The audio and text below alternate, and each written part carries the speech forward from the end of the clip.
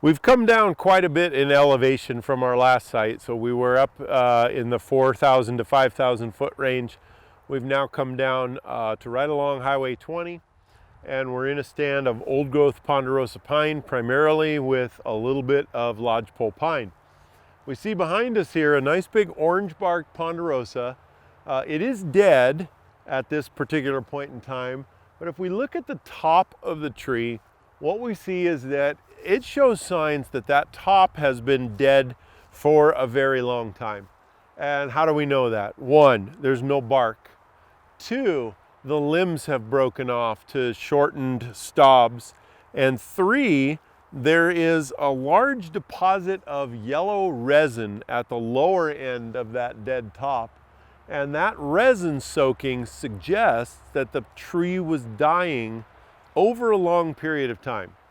And so this is a rust, a fungal rust. And we've talked a little bit about rusts. We have not gone formally in lecture through the three main rusts, but we did see Western gall rust when we were looking at mountain pine beetle.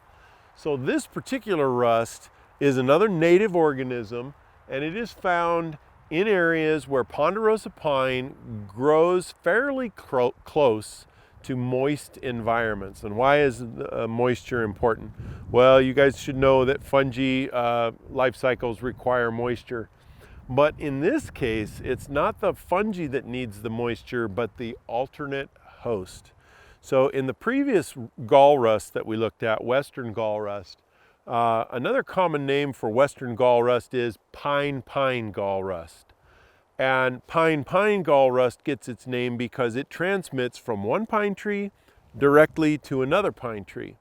In the case of Commandra blister rust, which is what this pathogen is, the Commandra blister rust uses the genus Commandra, which is a small herbaceous plant. And I'm embarrassed to say that I actually am not very good at identifying it because we don't often see the host at this time of year. It's a little bit later spring flowering plant, but it uses the fungus, uses that Commandra to complete its life cycle, and then it can go from the Commandra to a pine tree and infect the pine tree.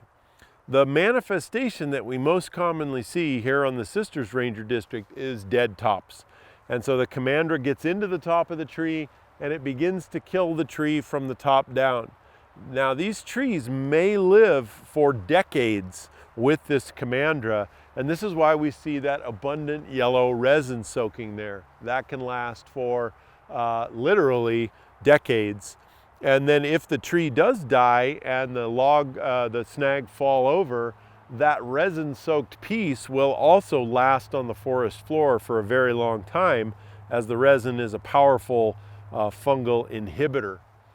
In this case, these trees are dead, probably from a combination of the Commandra and bark beetles.